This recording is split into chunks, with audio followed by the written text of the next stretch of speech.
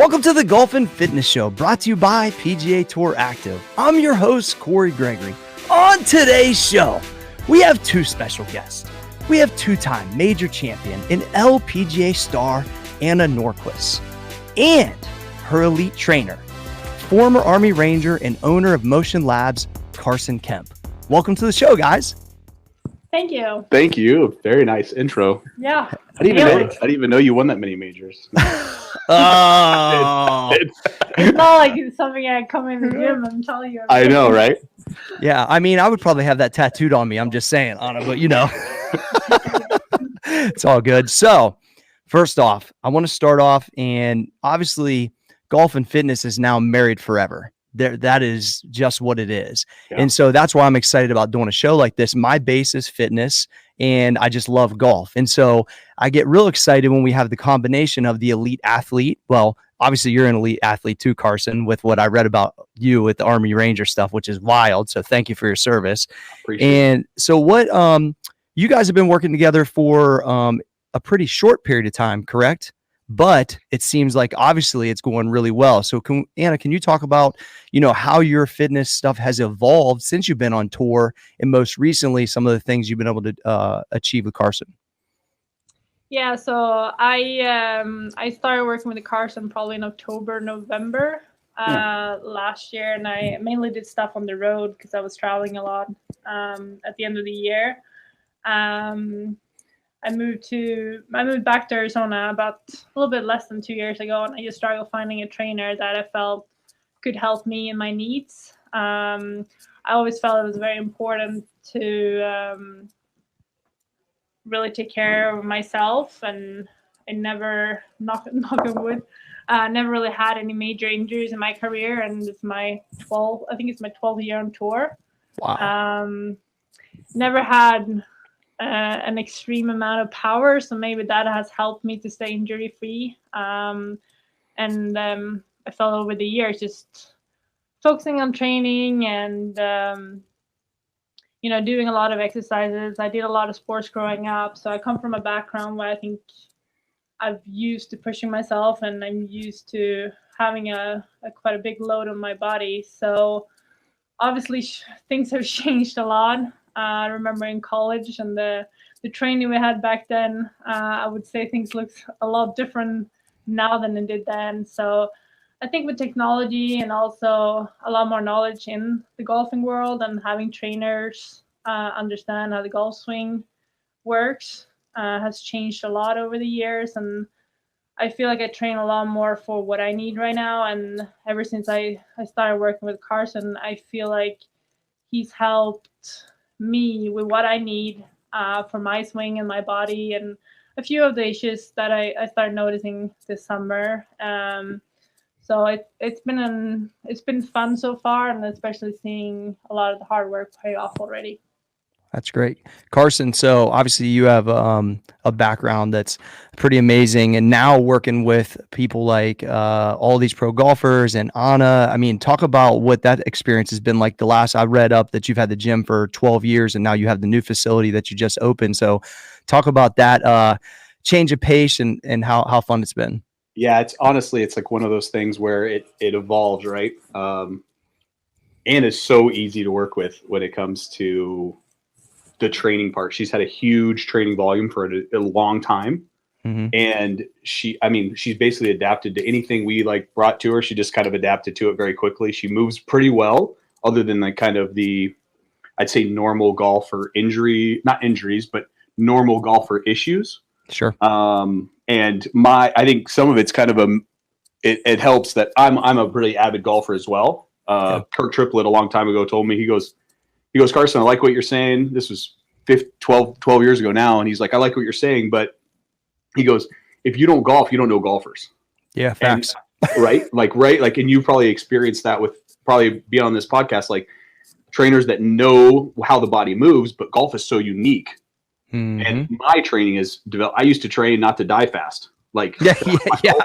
No, right? It goes my goal. No, yeah. And we train Anna to hit a golf club or hit a metal stick against the ground hard. Yeah. Right. The consequences are different. She's so she just picks stuff up. She thinks she has to work really hard, but she actually picks stuff up pretty quickly. And because she works hard, she's so easy. Like it makes her a lot. Not all my golfers are like that, especially at the professional level. She makes it really easy on me just to kind of hang out, and I watch her move, and she just picks up stuff quickly. So it's kind of been fun. And now we have the new gym. We have all this new fun stuff to play with.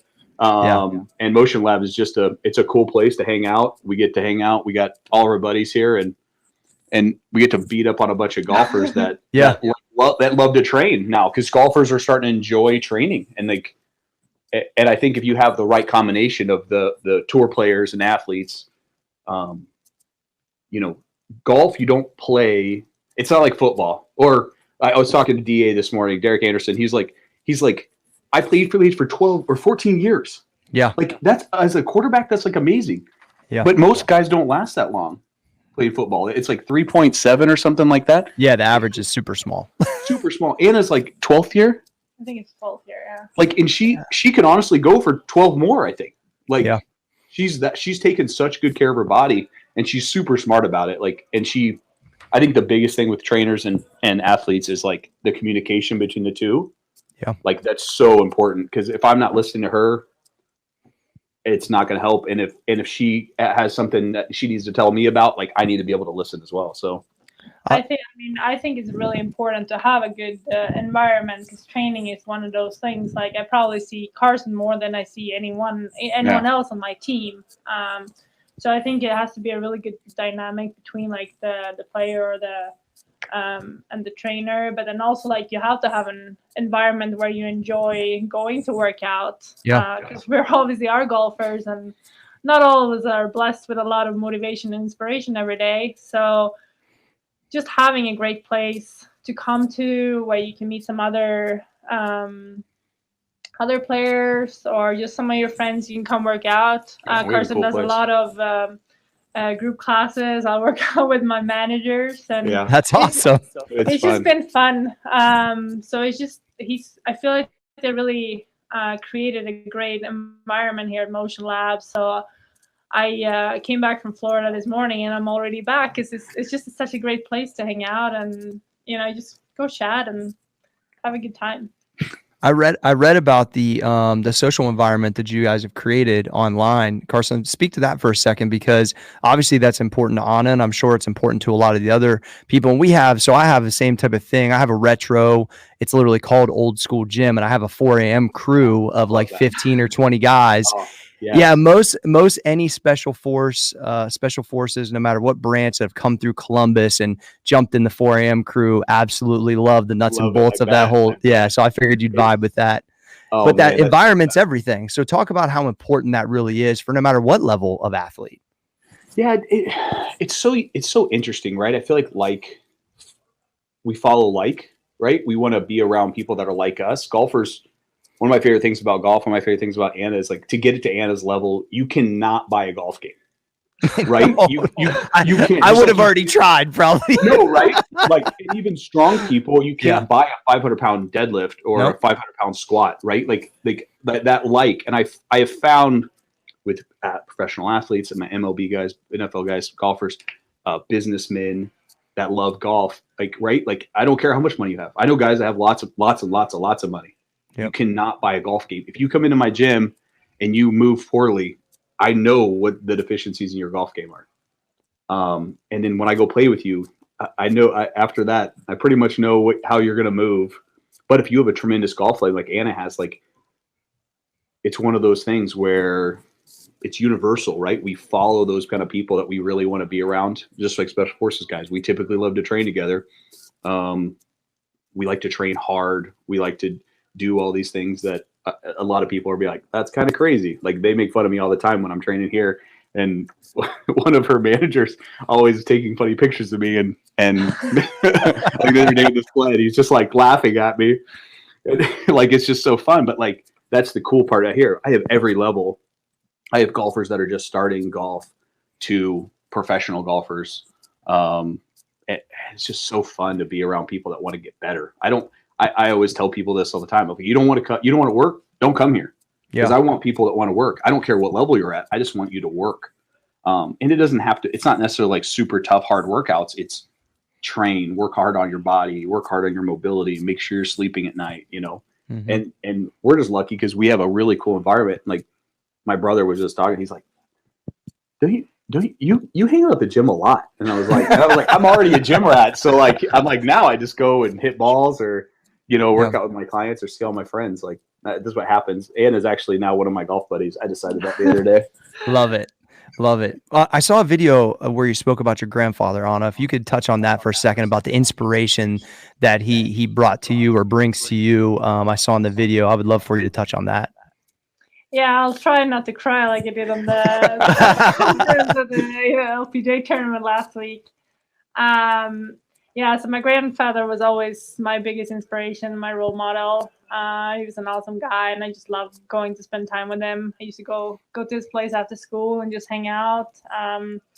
He was originally from Hungary, so he was an amazing cook, and he didn't play golf. He followed a lot of sports, and he was always my biggest supporters, and used to write me emails and just tell me to keep fighting. So once LPGA reached out to have me on as one of the featured players for the Drive On story, they asked me what I wanted my message to be, and I said, well, I was never blessed with the most talent, but I've always had a lot of hard work, and I think not giving up was one of the reasons why I've gotten this far, because I used to work very hard, and as you know, being in Ohio, Sweden doesn't have great climate most times of the year. So before I came to college, I'd be out there playing every weekend over the winter,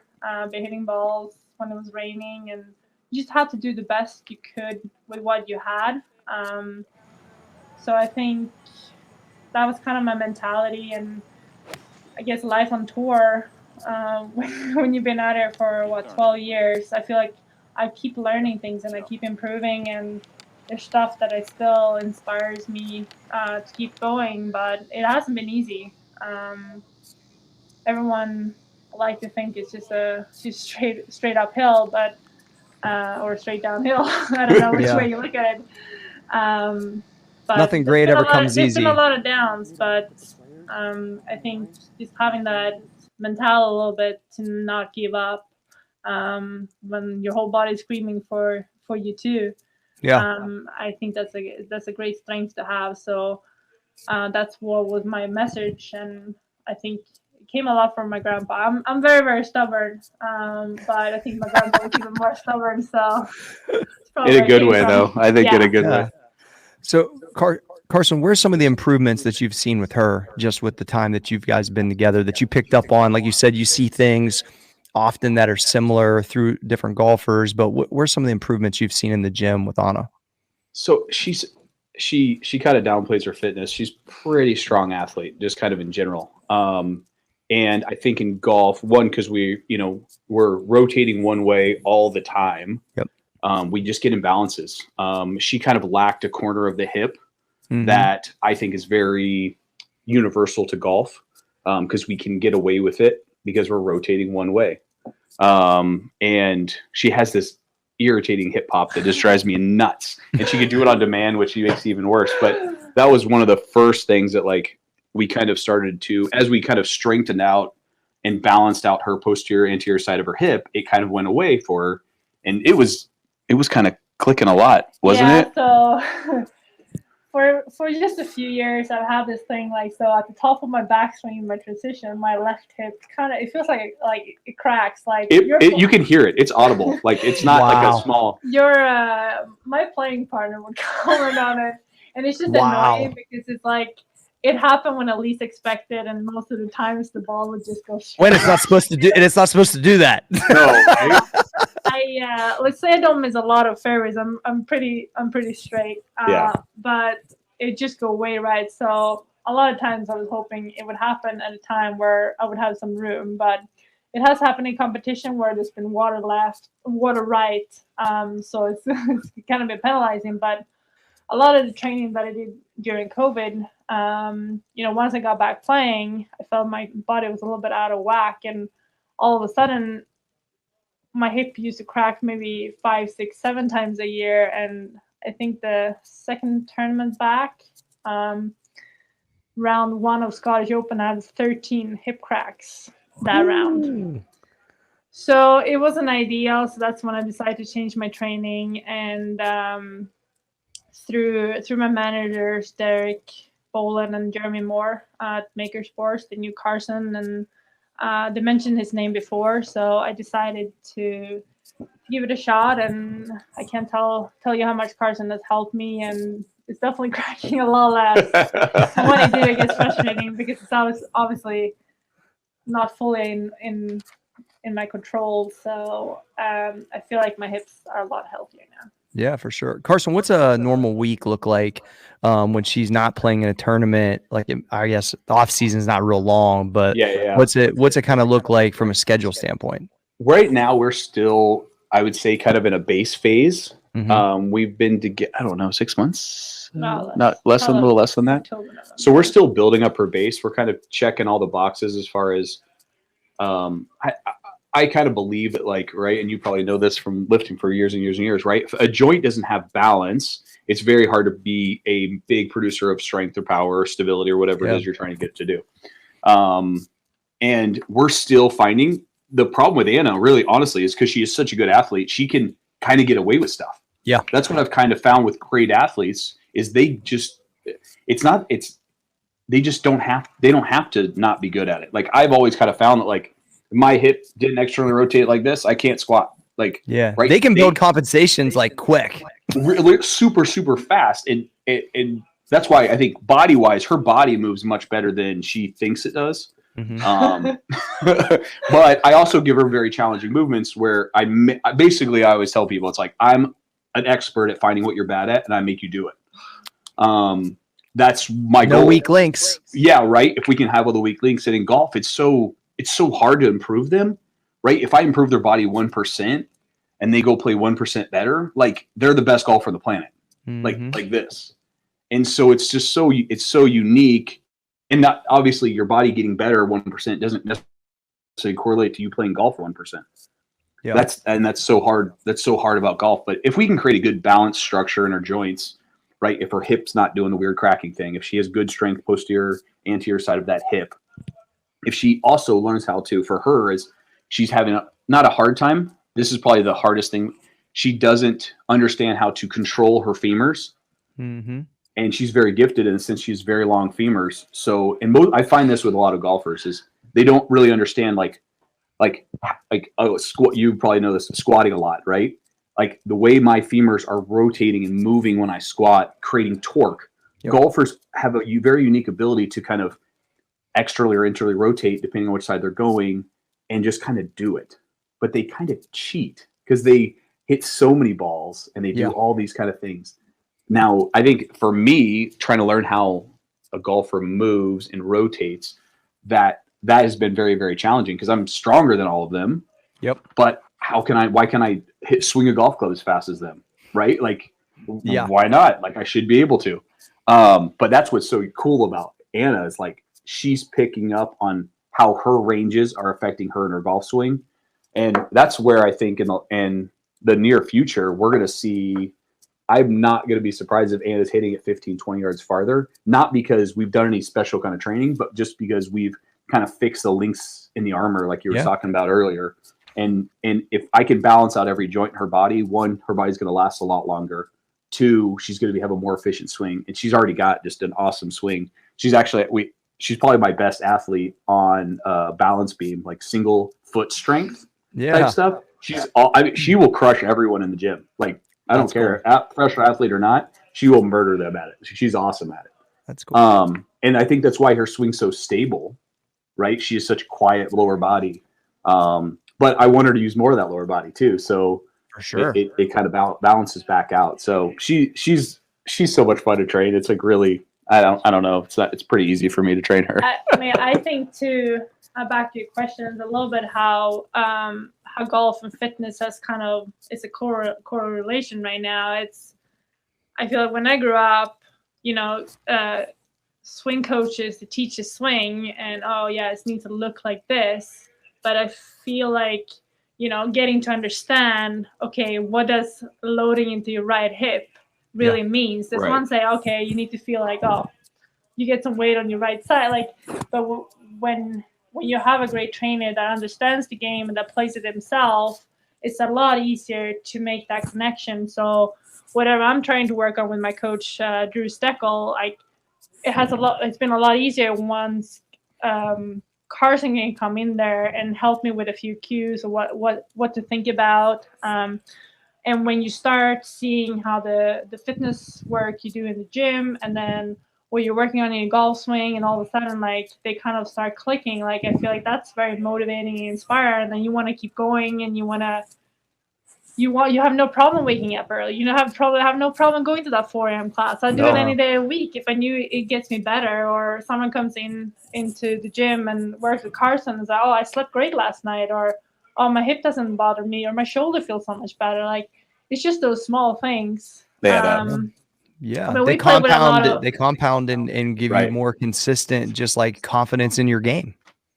Yeah, it's like we play with a lot of bad golfers in pro-ams and stuff, but there's obviously something that makes them keep coming back. That one golf shot, or they make the putt for the team when we play a scramble. Like, it's just like that makes the day. And I think it's the same thing with the gym. You come in here and then, like, wow, my hips feel really good, or my back's not hurting anymore. Like, it's just those few things. And I think that's where the golfing world is starting seeing a lot more fitness incorporated, because you really see the benefits on the golf course. And sometimes you spend a lot of time trying to practicing a move when you really just have to understand how it's done, and it probably can be easily fixed in the gym than you standing on the range beating balls for hours. The gym is such a great place to mess up. Yeah. Right? I think every athlete learns that. And you learn so much about yourself in the gym, whether it's, pushing hard or, my body can take this. I when I was in the military, I saw so many guys that were just absolutely, I thought, just such better athletes. And then in training, something would come up and they'd get cut. Yeah. And I never, one of my other tour players kind of pointed out to me one time, and he was like, "Well, Carson," he goes, "you understand what we're going through." And I never understood that. He always used to tell me that. And I get it a little bit more now the more I hang out with Anna, actually, because well, no, right? Because there's so much going on when they're playing, and they're trying to stick in a workout, and then they're trying to stick in a new club, or they're trying to all this sponsor stuff and hang pro-ams and all this stuff going on. Like, it's a lot to balance. It is, but right? Like, if I don't go to the gym in the morning, get my workout in, it is very hard to balance the rest of the day out. It totally throws me for a loop. And Anna, like, she honestly, I could work out every day with her, and she would have no problem going and playing 18 holes right after. Like, she's a stud. Like, she really is. And I most of my golfers, like, they're scared. They're still to this day, they're scared. Even with Bryson and all these other golfers and Tiger Woods, they're still scared to work out and go golf that same day. Well, a lot of people are probably worried about being sore, but I found, like, when I feel like my muscles are on, or actually when activated, or when I'm sore in my glutes or in my legs, like, that's actually when I feel like I swing the best, because where your body is, and your body awareness is just taken to another level. But it's the same. I think it's the same thing as some players only like to do technique work during the off season, and then just go play around the year. And I feel like a lot of the experience I've had with trainers in the past is like, you do a pretty good off season, and then when you ask for stuff on the road, they don't really quite deliver. And then I feel like you go play during the year and you're back to square one, and at the end of the year, because you haven't done the work. It was similar to if you only do technique work during the off season. So that might be one of my biggest strengths, that I've always felt like I got to keep going with my technique work, and I have no issues changing stuff if it has to be changed. I just changed 10 shafts in my golf clubs the last 10 days in the middle of the tournament. Because I just had a little bit of club fitting, and then that's not ideal, but sometimes you just got to do what you got to do. But I think everyone who has a pretty good approach about, not being afraid to keep getting better, because if you're not constantly pushing to get better, someone else is going to beat you. Yeah. It's just the way it goes. I always think this person wants my spot, and I'm not gonna let him get it. That's right. Well, that's what she does. That she works out so even before I worked with her, she would tell me all the stuff she's doing. She's hiking and she's out doing runs and she's doing all this kind of fun stuff. She's taking really good care of her body. Not a lot of golfers do that typically. And that's why I think it's so easy to change her motor patterns and movement patterns because her tissue's so healthy. That and helps then when we a get on ton. the table, right? We get on the table and do some stretching activation stuff. Her body just responds much better to someone. I do a program called Bulletproof Golf, and basically its only goal is to get you every joint in your body. Simple, right? Every joint in your body. Just easy. Just easy. Every joint in your body. Because golf is hard on you. Golf is just hard. The torque. I mean, and that's why Tiger's had so many problems, because the torque he was displaying on his body even with that Bryson power right now, right? Yeah. How old's Bryson? 25, 26 years old. Yep. We don't know what's going to happen to that with that swing over the extended, and we don't know what all this new weight he has on him is going to do to him. I mean, I am hopeful, right? Yeah. As a trainer, I'm hopeful that all this bigger mass. That's not Anna though. I putting 40 pounds on an LPGA player. Now there's some that probably do need it, but Anna's not one of them. No, right? I don't think so. She's probably not gonna sign up for that, Carson. No. Well, yeah, exactly. That's the other part.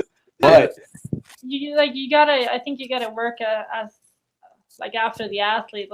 I'm 6'2", and I just never. I mean, I was a swimmer growing up, but I was probably she's really strong, the slowest swimmer you've ever seen. But I loved it, because I don't have an explosive muscle, so I'm not gonna hit it far, and I don't create a lot of club speed, but I hit it straight. I know where it's going, and I'm very consistent with it. So I feel like even though probably a lot of people want to chase just a distance, I have to play the game the way I know how to and play after my strengths.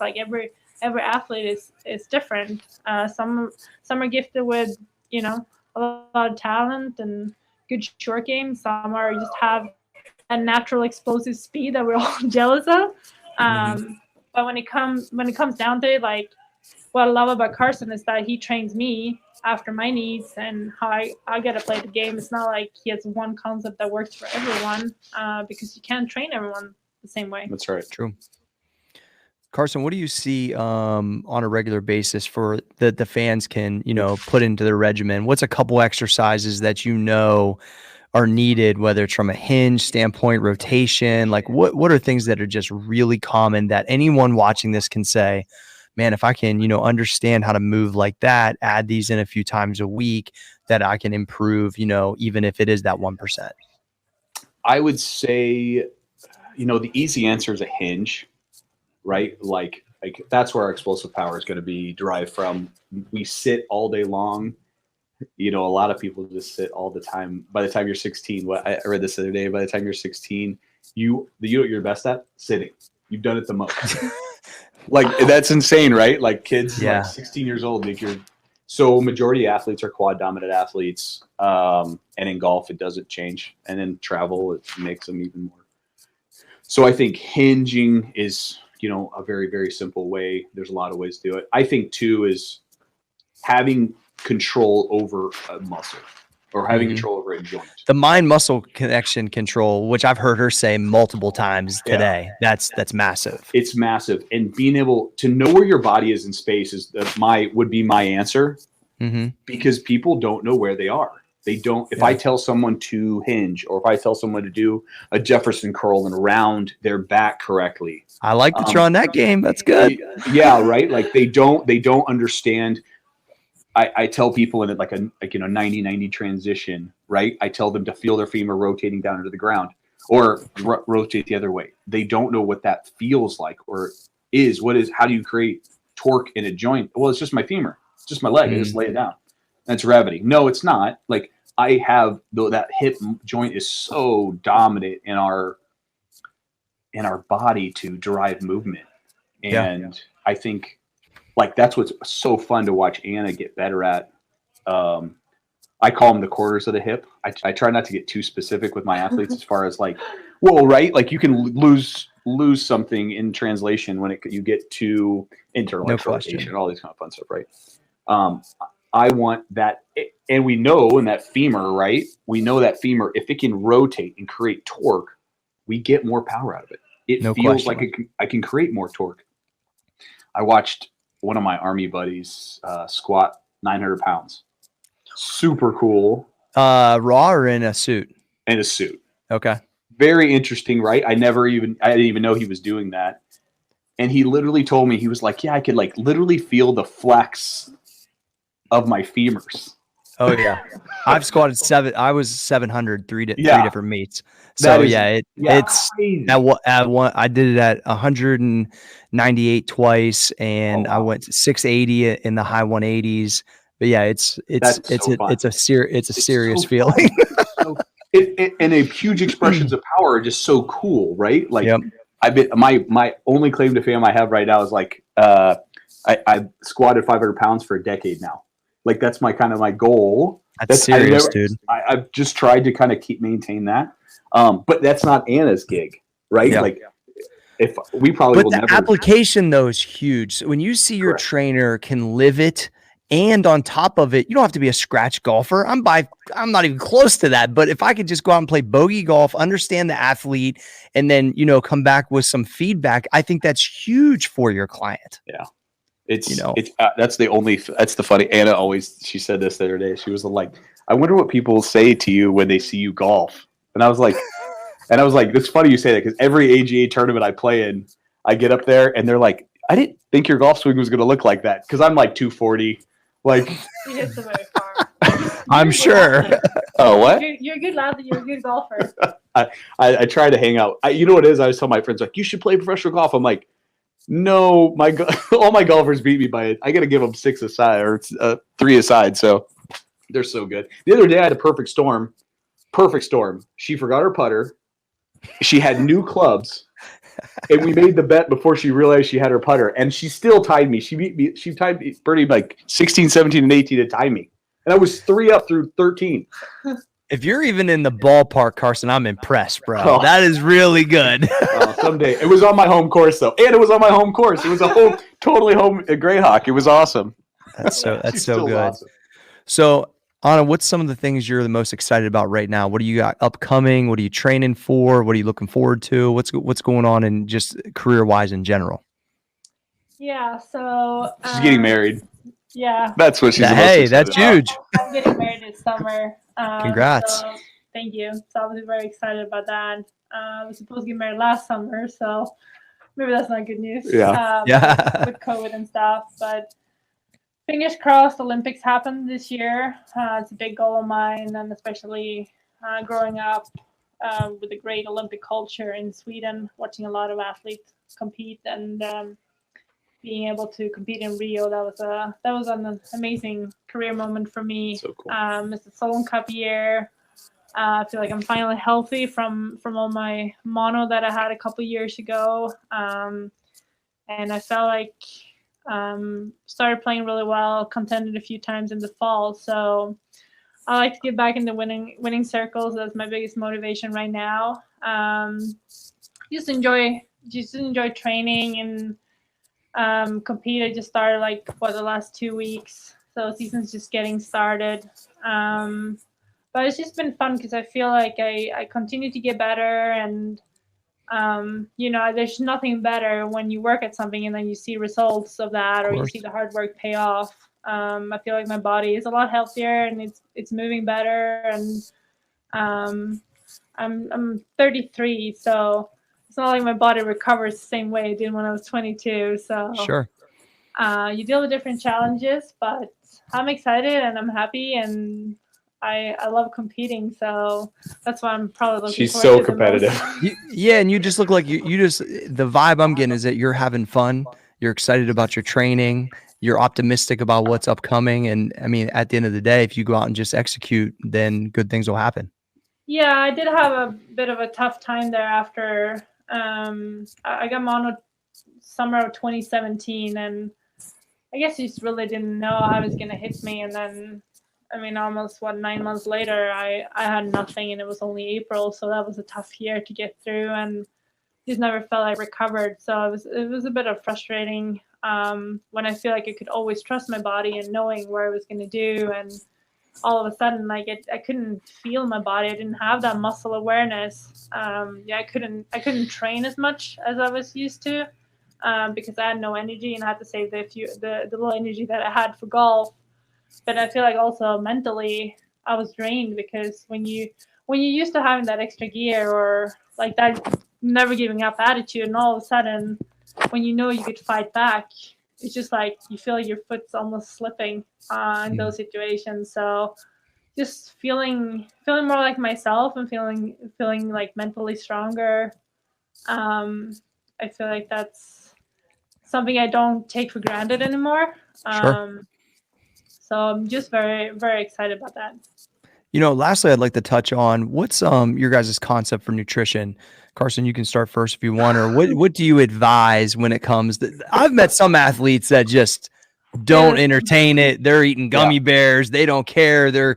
But then also at this point, especially from an inflammation standpoint, just being healthy and moving properly. What's the advice that you would give or that you do give, Anna, and also just your athletes in general? So, fans can pick up on it. I'll let Anna tell her story about a certain thing that she's not drinking anymore. What do you want me to tell her? Yeah, I do, kind of. So I'm not I don't drink a lot of alcohol. Like, just don't like the taste or like. So, but the one thing that I do like is a Diet Coke. So we were out playing. It was probably in end of January. Yeah. And I just, for the fun of it, because we were just talking about what things are good for you and things are bad for you. And as a joke, I was like, well, how bad is really Diet Coke for you? Thinking like, I mean, it has no calories. And I mean, how bad can it be? Because it's not like you drink it like anything with sugar in it. So Carson like turns around and is like, you're not drinking Diet Coke, are you? I was unaware of this. Yeah, and then I thought he was just like, as a joke. I'm like, yeah, I am. He's like, are you serious? Are you really serious that you're drinking Diet Coke? I'm like, yeah, it's like the only thing I drink other than water. So he gave me a lot of shit. And then another one of our playing partners, he agreed. It's like, I can't believe you're drinking Diet Coke. So I had to negotiate and have Carson give me reasons why I couldn't drink this Diet Coke. So I was like, all right. So ever since, like, I haven't had any Diet Coke. She's been doing awesome. But then I also ordered this shirt off Amazon. Oh my gosh. So I premiered it in the gym just before I left for my first event, and it says Diet Coke is my love language. Yeah. So I guess that's my new Friday workout shirt. No, That's right? amazing. Like, yeah, like Anna really doesn't have. She's got a sweet tooth. She loves chocolate. Swedish candy. Swedish candy. She's all about it. Like, yeah, I didn't really try any of that. You have to bring it. Yeah, it's like pick and mix. Like, you have it. Like, they don't really sell it over here, so I guess I'm lucky that the selections are a lot less limited. But I mean, in our candy stores, you have like 400, 500 different kinds. Oh my goodness. Like, so Wow. Well, I think when it comes to like most people, right? Like, it's hard. Golf's, we go out. The pickings on a golf cart are horrible unless you go play at Anna's place. And like, it's like, how do you feel your body? We don't prepare enough. A majority of golfers I work with at a, amateur level to an elite level, like I can tell you horror stories from tour players. I'm sure And it's drastically changed the way they play golf, right? Even if it's just like, all right, I'm going to eat a peanut butter and jelly sandwich during a round just so I have enough calories to get through. And if you're a golfer, you probably watch guys get tired around 13, 14, 15. And Tiger kind of set the standard for a lot of that stuff, right? Like, every 3, 4, 5, 6 holes, he's having something constantly. I think at that higher level, those nutritional guys are taking care of that. Anna's got a pretty sensitive stomach, so we're trying to find some stuff. She found what was it? The buckwheat? Yeah, I have a lot of food allergies and food sensitivities from when I was young. So I like oatmeal, but I'm allergic to oats, so that's not a good combo. And I was allergic to eggs, so I don't like the taste. So breakfast on the road is always a bit of a challenge. But then I've been trying out like a buckwheat kind of oatmeal-ish. And it seems to be working pretty good. And that's good. So I think a lot of athletes just got to find what works for them, right? If a peanut butter and jelly sandwich is what you got, what you can do with, I mean, that's fine. There's also a lot of good stuff out there now. I mean, we don't have to like, there's better protein bars out there. Before we didn't have really choices. But even I think for a lot of athletes, if you can find a protein drink that you can put in a bottle, throw a bottle of water in it halfway through your round, or maybe, hole 11 or 12, like that goes a long way for a majority of athletes just because they have enough calories. I've noticed a lot of athletes don't typically eat enough fat. And you need that for brain acuity, right? Like we need that so our brain works efficiently. And for them, right, it's not as physical, but it's very mental. Golf is so, and if I want it, right, if I want my body to rotate the way I want it to rotate, and I'm kind of struggling because I just had a lesson or whatever it is, or new clubs or whatever, like you need that mental acuity to really be dialed in at any one level. Because I mean, the best golfers in the world still are just like me. They're going to the range and they're trying to find one thing some days that gets them through that round. They just happen to be a lot better at it than I am. Right. I also think it's because it's getting so competitive out there. I think you're looking for every edge that you can. Yeah. So I don't think it's very uncommon that most people have either a doctor or a nutritionist on their team these days. I know a lot of the guys have a private chef or that travels with them and does the food for them, because that can be quite challenging on the road. I feel like Chipotle should probably sponsor the LPGA. Seriously. Yeah, right. Goes there every week. But yeah, in order to compete, and if you can't beat them in one area, maybe you're trying to look for nutrition and beat them in another way, because it requires 4 good day of golfing. You can't really have a slip up or around a couple of pars and expect to be up on the top. Like you really need 4 solid days now. And in order to do that, I feel like you need to be recovered and you need to take care of your body and fuel it properly, or you're going to struggle on a Sunday afternoon. Like the major championships, they're very, very tough mentally. There's just a lot that goes on. There's a lot more tension, and coming Sunday afternoon, especially if you're in contention, it's hard, because if you don't have that energy, it's hard to compete. Well, and I worked with Tiger a little bit in the past, and he was constantly taking things in and out of his diet, constantly looking at, he would lose X amount of pounds during a round. He was in Florida. He's walking 18 holes. He was always paying attention. He wants to keep his insulin stable, because to your point, if you have an insulin crash, then your brain isn't as sharp. And I think understanding the allergic responses to certain food, which controls inflammation. I just think everyone should be challenging these things over time on a trial and error basis. And that is hard. So important, I think. Yeah, I totally agree. Like, I think a majority of people don't have the discipline to be able to take that thing out. They have a hard time, right? Like when I ask clients, take creamer out of your coffee, they're like, what do you mean? Are you serious right now? Are you joking? Like, no, I'm serious. Like I always kind of felt when it comes to food or anything, right? Like too much of anything is bad. If I feel like I need coffee, I always take a month a year. I take coffee completely out of my diet. I hate it. It sucks. But if I can't take something out of my diet, the most addictive thing in our life is food, period. Facts. Right? That's science. Like we're addicted to sugar, that addiction to caffeine and sugar is nuts. And just imagine what it does to you on a day-to-day basis, where you're trying to, and these people are trying to play, golf at the highest level. Anna has really very few bad habits when it comes to her eating. I think because of her, some of her sensitivity, other than the other day when she stares at the candy bowl for too long. It's like, it's calling to me, Carson. But amazing. She actually said, that's actually a true statement. She actually did say that to me. I think a lot of times also, it's sad to say, but sometimes it takes an injury or something where you can't do what you take for granted in order to maybe sharpen up your diet. I mean, sugar causes a lot of inflammation to your body, and it's not going to help with recovery. And then if you're struggling with something, and all you want to do is you'll basically at that point do whatever it takes to get back at it, then you might consider taking stuff away. So we probably need to get into more of the mindset of doing that more day-to-day basic, and maybe have a cheat day here and there. But I think overall, like, if someone, if had the options, like, okay, if you do this, like, then if it comes down to it, like, they would do it.